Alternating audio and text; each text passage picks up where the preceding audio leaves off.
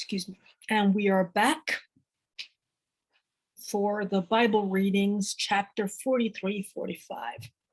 Once again, I apologize that we're having to do these Bible readings like so fast and at completely different hours than what was scheduled.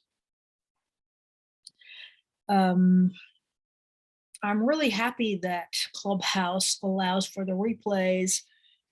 So if you're joining on Clubhouse, you can listen back on to the replays, whereas I still haven't had a chance to get around to really uploading the videos, but I'll see if today I can manage doing that. Today is my sacred day. They know that I do not lift a single finger on the Sabbath. Sabbath is my day. That's one agreement that they cannot override. And so at least we have that going for us. And so I'll see if I can get around to finishing stuff off today.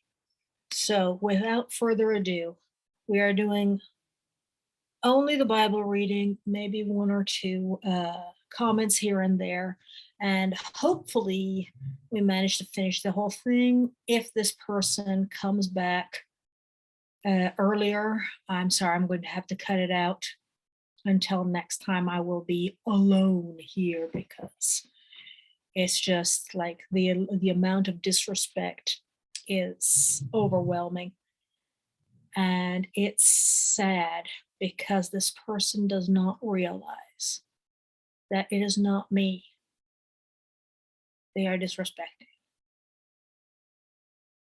They are disrespecting God, because this is that little piece of time cut out for God. And the agreement was, I'm going to be doing the Bible study every day at this hour.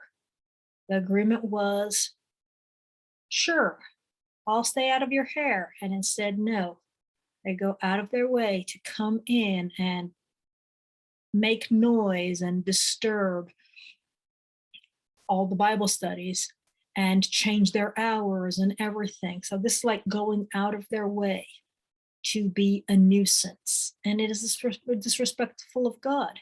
And sure, this person is for sure being moved by a demonic spirit, because it is always a spiritual warfare. Surely it is that kind of spiritual warfare. Still, until this person does not stop being a fake Christian, although I highly doubt that they believe in God anyways. And most churchgoers don't believe in God. And so it's like they don't have any true respect for God. It's all formal, but when it comes to the actual behavior, not there. So all we can do is pray and do our best to circumnavigate the obstacles, right? So chapter 43 of Genesis, starting in verse 1. And the famine was sore in the land. And it came to pass, when they had eaten up the corn which they had brought out of Egypt, their father said unto them, Go again, buy us a little food.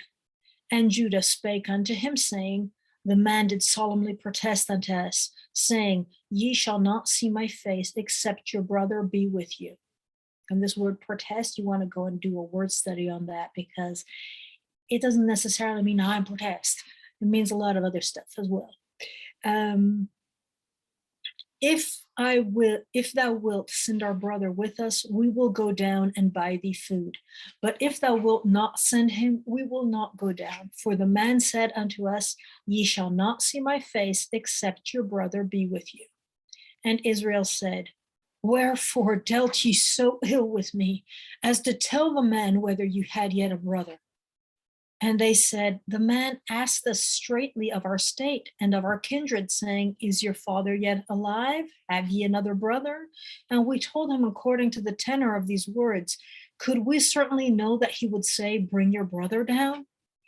And Judah, remember Judah, said unto his father Israel, Send the lad with me, And we will arise and go, that we may live and not die, both we and thou, and also our little ones. I will be surety for him. Of my hand shalt thou require him. If I bring him not unto thee, and set him before thee, then let me bear the blame forever. So, wow, Judah has this massive transformation from the person he was before to now. He stops being the person who wants everything my way, and my way or the highway, and pointing fingers at everyone else and taking zero responsibility, to stepping in and being the one making himself accountable for everything. For except we had lingered, surely now, verse 10, surely now we had returned this second time. And their father Israel said unto them, if it must be so now, do this. Take of the best fruits of the land in your vessels, and carry down the man a present, a little balm and a little honey, spices and myrrh, nuts and almonds. And take double money in your hand, and the money that was brought again in the mouth of your sacks, carry it again in your hand, peradventure it was an oversight. Take also your brother, and arise and go again to the men. And God Almighty give you mercy before the man, that he may send away your brother Benjamin. If I be bereaved of my children, I am bereaved. So this is like, we do everything that is in our power, and then we put it in God's hands.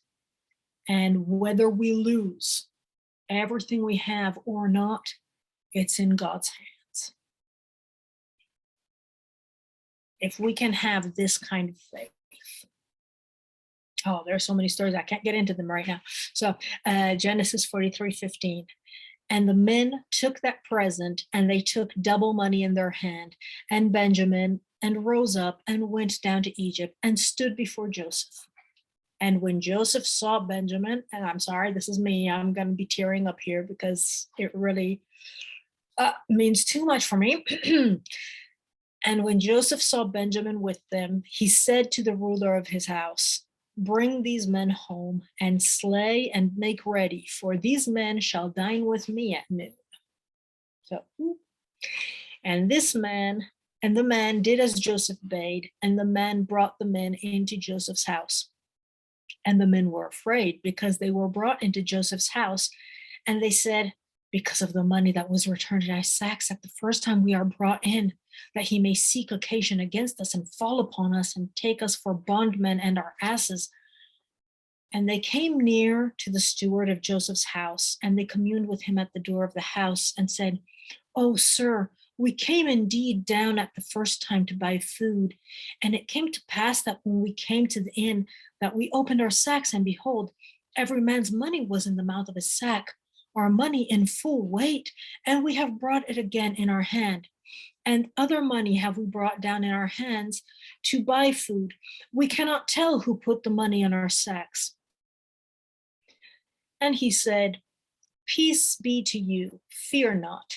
Your God and the God of your father hath given you treasure in your sacks. I had your money. And he brought Simeon out unto them. And the man brought the men into Joseph's house and gave them water, and they washed their feet, and he gave their asses provender. And they made ready the present against Joseph.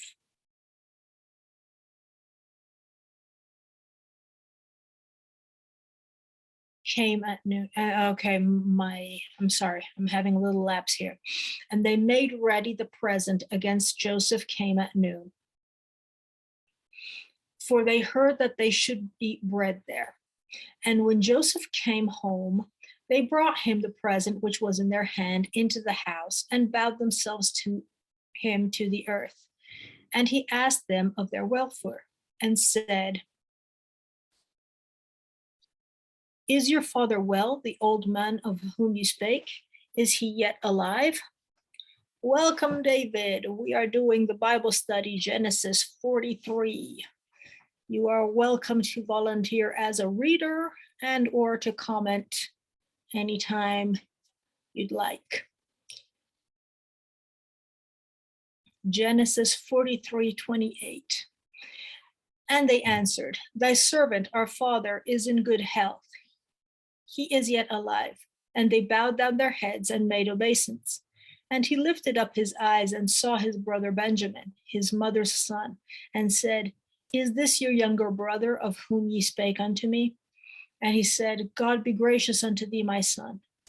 And Joseph made haste, for his bowels did yearn upon him, his brother, and he sought where to weep. And he entered into his chamber and wept there. And he washed his face and went out and refrained himself and said, Set on bread. And they set on for him by himself, and for them by themselves, for the Egyptians which did eat with him, because the Egyptians might not eat bread with the Hebrews, for that is an abomination unto the Egyptians. So segregation was started by the Egyptians. This was a running joke we used to have, me and my sisters, with one of our first bosses who was Egyptian. He would say to us, you Americans, you are slave drivers. And we're like, haha, you're Egyptian, you started it. At least we had fun together. Genesis 43:33. And they sat before him, the firstborn, according to his birthright, and the youngest according to his youth. And the men marveled at one another. And he took and sent messes unto them before him. But Benjamin's mess was 5 times so much as any of theirs. And they drank and were merry with him. So interesting. We're learning some old meanings of words, which nowadays mean something completely different here, because we're reading from the King James Version. I am reading directly from the Blue Letter Bible website, because where I am, I only have an Italian Bible with me. Anyhow, so the word mess can mean a big chaos. It can also be portions of food. So moving forward into chapter 44, and he commanded the steward of his house, saying, Fill the men's sacks with food, as much as they can carry, and put every man's money in his sack's mouth. And put my cup, the silver cup, in the sack's mouth of the youngest and his corn money. And he did according to the word that Joseph had spoken. As soon as the morning was light, the men were sent away, they and their asses. And when they were gone out of the city, and not yet afar off, Joseph said unto his steward, Up, follow after the men, and when thou dost overtake them, say unto them, Wherefore have you rewarded evil for good? Is not this it in which my Lord drinketh, and whereby indeed he divineth? Ye have done evil in doing so. And he overtook them, and he spake unto them these same words. And they said unto him, Wherefore saith my Lord these words? God forbid that thy servants should do according to this thing. Behold, the money which we found in our sacks' mouths, we brought again unto thee out of the land of Canaan. How then should we steal out of thy Lord's house silver or gold? With whomsoever of thy servants it be found, both let him die, and we also will be my Lord's bondmen. And he said, Now also let it be according to your words. He with whom it is found shall be my servant, and ye shall be blameless. And they speedily took down every man his sack to the ground, and opened every man his sack. And he searched, and began at the eldest, and left at the youngest. And the cup was found in Benjamin's sack. And they rent their clothes, and laded every man his ass, and returned to the city. And Judah and his brethren came to Joseph's house, for he was yet there, and they fell before him on the ground. And Joseph said unto them, What deed is this that ye have done? Wot ye not that such a man as I can certainly divine? And Judah said, What shall we say unto my Lord? What shall we speak? Or how shall we clear ourselves? God hath found out the iniquity of thy servants, Behold, we are my Lord's servants, both we and he also with whom the cup is found. And he said, God forbid that I should do so, but the man in whose hand the cup is found, he shall be my servant. And as for you, get you up in peace to your father. Then Judah came near to him and said, O my Lord, let thy servant, I pray thee, speak a word to my Lord's ear. And let not thine anger burn against thy servant, for thou art even as Pharaoh. My Lord asked his servant, saying, Have ye a father or a brother? And we said unto my Lord, We have a father, an old man, a child of his old age, a little one. And his brother is dead, and he alone is left of his mother, and his father loveth him. And thou saidst unto thy servants, Bring him down unto me, that I may set mine eyes upon him. And we said unto my Lord, The lad cannot leave his father, for if he should leave his father would die. And thou saidst unto my servants, Except your youngest brother come down with ye, ye shall see my face no more. And it came to pass, when we came up unto thy servant my father, we told him the words of my Lord. And our father said, Go again and buy us a little food. And we said, We cannot go down if our youngest brother be with us. Then we will go down. For we may not see the man's face, except our youngest brother be with us. And thy servant said, My father said unto us, Ye know that my wife bare me 2 sons. And the one went out from me, and I said, Surely he is torn in pieces, and I saw him not since. And if ye take this also from me, and mischief befall him, ye shall bring down my gray hairs with sorrow to the grave. Now therefore, when I come to thy servant, my father, and the lad be not with us, seeing that his life is bound up in the lad's life, it shall come to pass, when he seeth that the lad is not with us, that he will die, and thy servants shall bring down the gray hairs of thy servant our father with sorrow to the grave.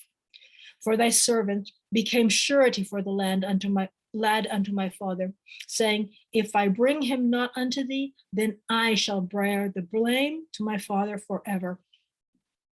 Now therefore, I pray thee, let thy servant abide instead of the lad, a bondman to my Lord, and let the lad go up with his brethren. For now, how shall I go up to my father, and the lad be not with me, lest peradventure I see the evil that shall come on my father? So we see here Judah has had a complete change of heart. He already started having that change in the occasion where we see where we saw last time, where he was not going to give Tamar his youngest son after God had killed off the first 2 sons, which were wicked.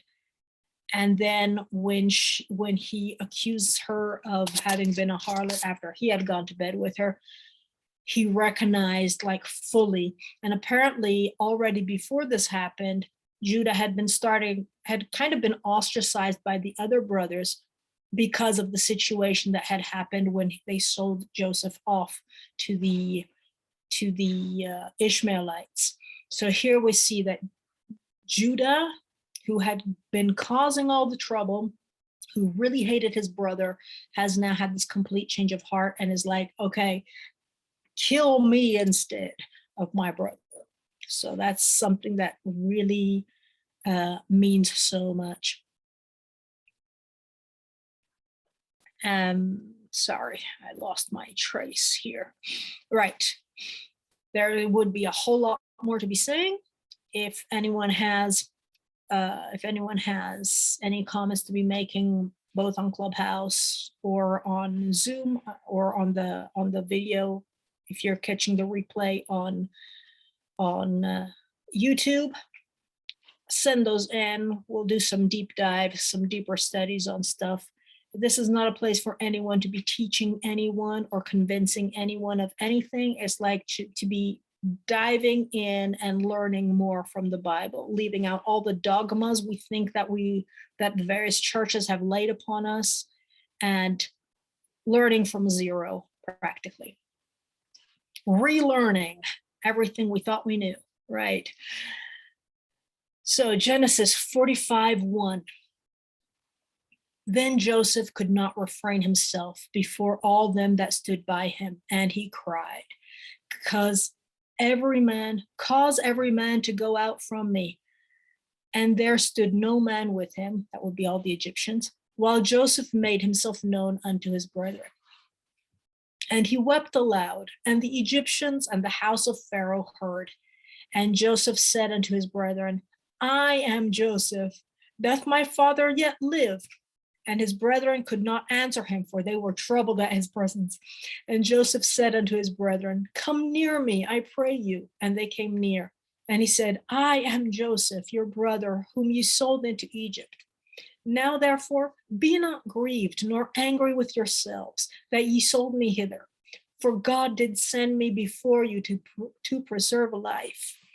For these 2 years hath the famine been in the land, and yet there are 5 years in which there shall neither be earing nor harvest. And God sent me before you to preserve you a posterity in the earth, and to save your lives by a great deliverance. So now it was not you that sent me hither, but God, and he hath made me a father to Pharaoh, and lord of all his house, and ruler throughout all the land of Egypt. Haste ye, and go up to my father, and say unto him, Thus saith thy son Joseph, God hath made me lord of all Egypt. Come down unto me, tarry not. And thou shalt dwell in the land of Goshen, and thou shalt be near unto me, thou and thy children, and thy children's children, and thy flocks, and thy herds, and all that thou hast. There I will nourish thee, for yet there are 5 years of famine, lest thou and thy household and all that thou hast come to poverty. And behold, your eyes see, and the eyes of my brother Benjamin, that it is my mouth that speaketh unto you.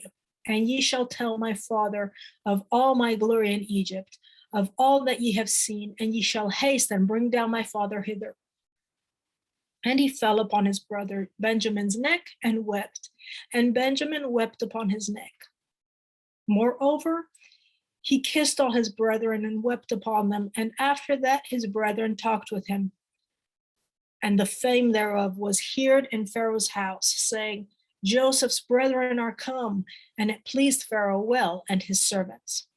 And Pharaoh said unto Joseph, Say unto thy brethren, This do ye, lade your beasts, and go, get you unto the land of Canaan, and take your father and your households, and come unto me, and I will give you the good of the land of Egypt, and ye shall eat the fat of the land.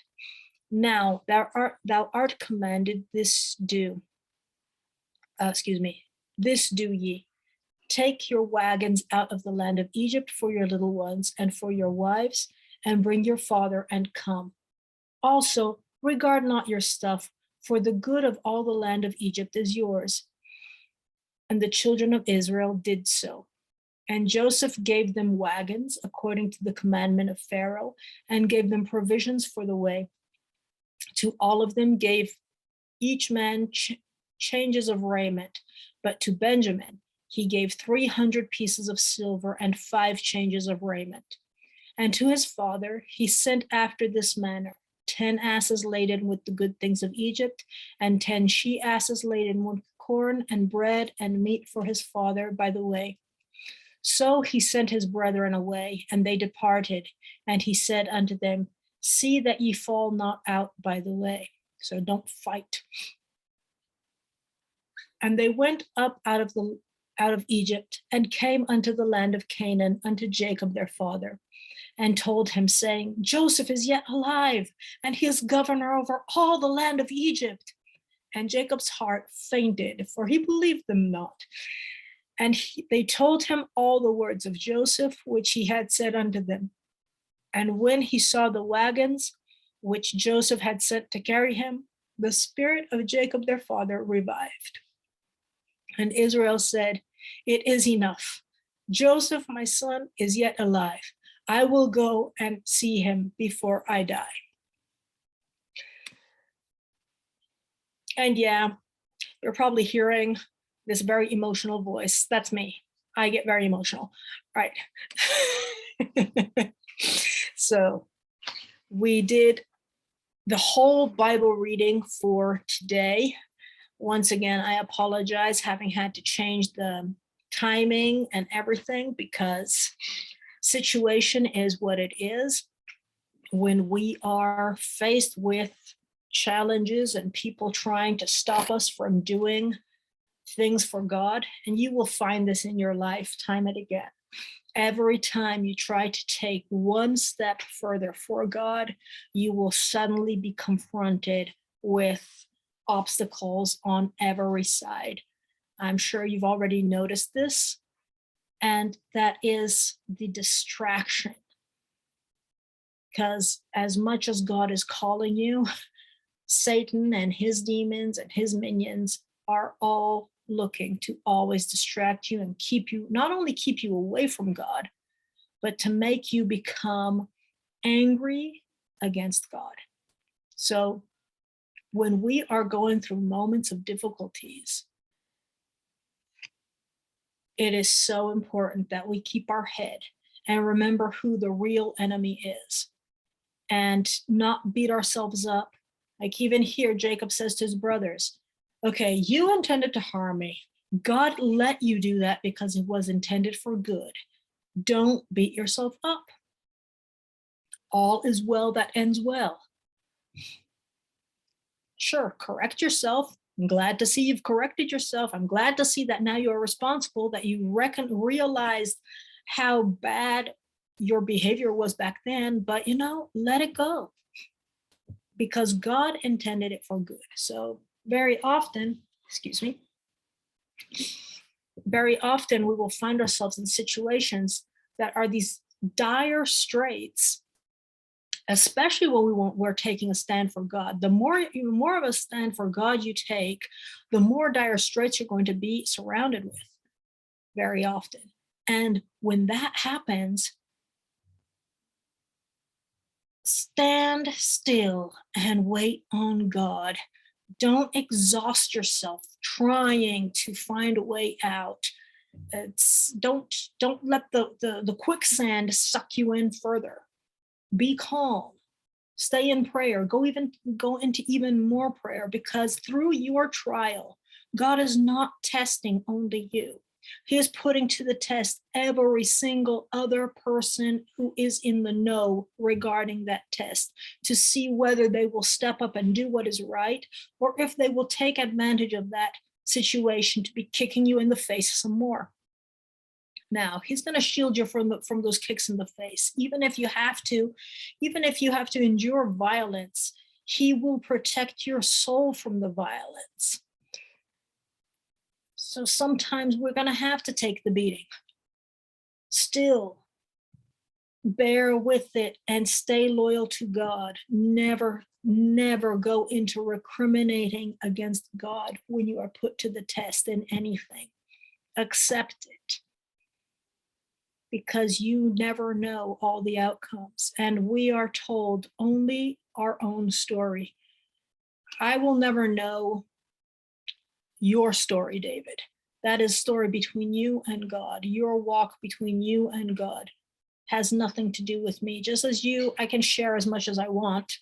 I can share various situations, and I share them to be encouraging people, to be giving parallels to people so that they can see what helps them. But my walk, my thing with God is only mine. And as Jesus says to Peter at the end of the Gospel of John, he says, if it be my will that this person, pointing to John, live until I come back, what is it to you? You keep following me. You stick with God and pray for everyone else, even more so when you are in troubles. Stick with God, and he will always make the way out. So that is all for now. I am very happy we have not been interrupted. This place where I am, I've started doing these Bible studies daily Bible study since the 1st of January. And initially, the agreement was from 2 to 3 is my time. And instead, the people who first agreed have been going out of their way to make it impossible. And so now it's about circumnavigating the problem so that we can keep doing the Bible study, keep sticking with God while avoiding these interruptions. So thank you for bearing with me. Looking forward to seeing you, looking forward to hearing from people, looking forward to receiving, to welcoming onto the stage new readers and commenters throughout this year, because we will do everything we can to not stop this, to keep on going best we can. So thank you for joining once again. Tomorrow, hopefully it will be 2:00, but I never know. This is going to be every day. Thank God for the replays. And looking forward to seeing and hearing from you soon. Ciao from Italy for now.